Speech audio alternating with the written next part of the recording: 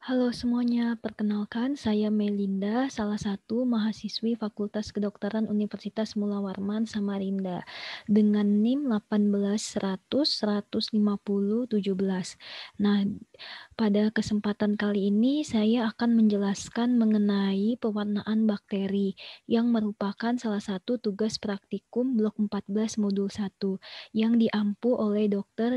Yadi MSI.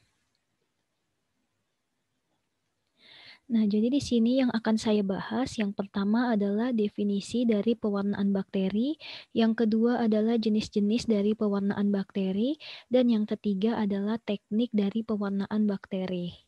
Nah, yang pertama definisi dari pewarnaan bakteri. Nah, sebelum kita mengetahui apa itu pewarnaan bakteri, terlebih dahulu kita harus mengetahui apa itu bakteri. Nah, bakteri ini adalah mikroorganisme yang sangat sederhana dan tidak bernukleus. Sifatnya berbeda dengan organisme yang mempunyai inti sel. Nah, selain itu, bakteri juga merupakan organisme yang sangat kecil, akibatnya ia akan sangat sulit dilihat dengan mata telanjang atau dengan menggunakan mikroskop, sehingga dia memerlukan pewarnaan agar dapat dilihat di mikroskop. Nah, tujuan dari pewarnaan bakteri ini yang pertama adalah untuk mempermudah melihat bentuk jasad, baik itu bakteri, ragi, ataupun fungi. Yang kedua, untuk memperjelas ukuran dan juga bentuknya. Yang ketiga, untuk melihat struktur luar maupun struktur dalamnya. Dan yang keempat, untuk mengetahui pewarna yang diberikan sehingga sifat-sifat fisik dan kimia yang akan dapat diketahui untuk mengetahui reaksinya. Nah, yang kedua ini kita akan membahas tentang jenis-jenis dari pewarnaan bakteri. Di sini ada 3 jenis pewarnaan bakteri. Yang pertama adalah pewarnaan sederhana, yang kedua adalah pewarnaan diferensial, dan yang ketiga adalah pewarnaan khusus. Kita masuk ke pewarnaan sederhana. Nah, pewarnaan sederhana itu adalah pewarnaan yang menggunakan pewarna tunggal. Pewarna tunggal yang biasa digunakan adalah methylene blue, basic fusin, dan kristal violet. Untuk prinsipnya sendiri, di mana adanya ikatan ion antara komponen seluler dari bakteri dengan senyawa aktif dari pewarna itu disebut sebagai kromogen. Nah, terjadi ikatan ion karena adanya muatan listrik, baik pada komponen seluler maupun pada komponen pewarnanya. Berdasarkan adanya muatan ini, maka bisa dibedakanlah pewarnaan menjadi asam dan basa. Nah, untuk pewarna asam itu biasanya terjadi apabila senyawa pewarnanya bermuatan negatif. Untuk pewarna basa itu bisa terjadi apabila pewarnanya bersifat positif. Kemudian kita masuk ke pewarnaan diferensial. Nah, pewarnaan diferensial ini adalah pewarnaan yang menggunakan lebih dari satu zat pewarna. Untuk klasifikasinya sendiri, itu ada pewarnaan gram dan pewarnaan tahan asam. Untuk pewarnaan gram. Nah, pewarnaan gram ini adalah cara utama untuk mengidentifikasi bakteri berdasarkan perbedaan pada struktur dinding selnya, di mana pewarnaan gram ini menggunakan 4 jenis reagen, yaitu ada kristal violet, iodin, alkohol, dan safranin. Untuk pewarnaan gram sendiri itu dibagi lagi menjadi 2, ada pewarnaan bakteri gram positif dan bakteri gram negatif. Nah, untuk bakteri gram negatif itu adalah bakteri yang tidak mempertahankan zat warna metil ungu pada metode pewarnaan gram. Ini di mana pada saat diwarnai, bakteri gram negatif menunjukkan warna merah pada pewarnaan gramnya. Pada bakteri gram negatif, ia memiliki 3 lapisan dinding sel. Lapisan terluar yaitu lipoposakarida, kemudian dia akan tercuci dengan alkohol sehingga pada saat diwarnai dengan safranin itu akan berwarna merah.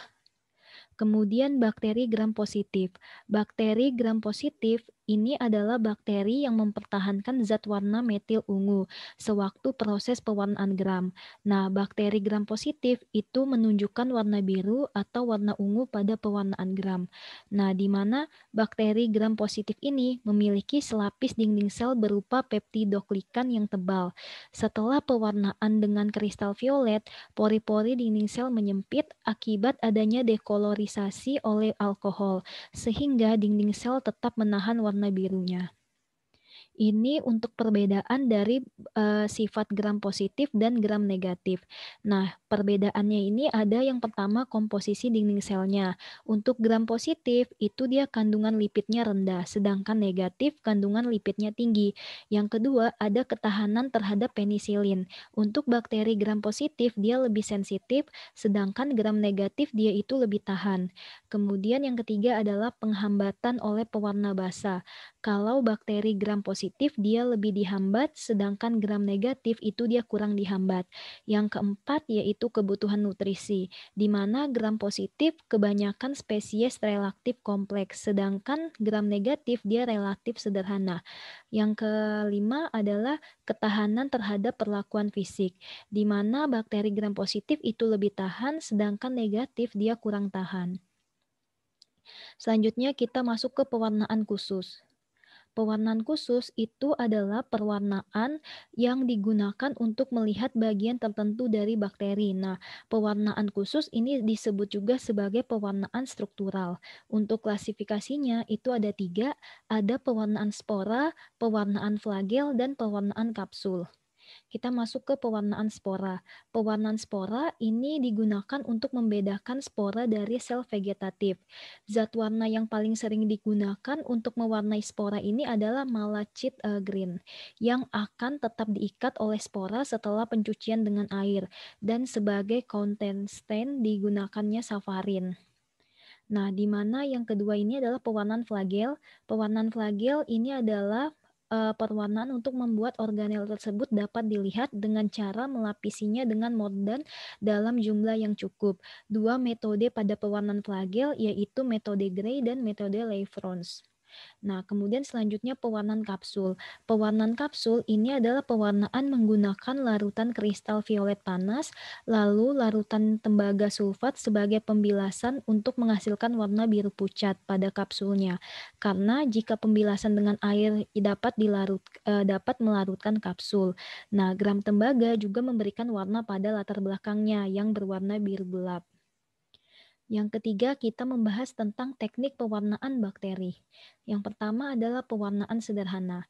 Nah, untuk alat dan bahannya, untuk bahannya sendiri itu adalah biakan padat, terus untuk alatnya adalah objek glass, cover glass, alkohol, OC suspensi, lampu bunsen, zat warna kristal violet, aquades, dan mikroskop.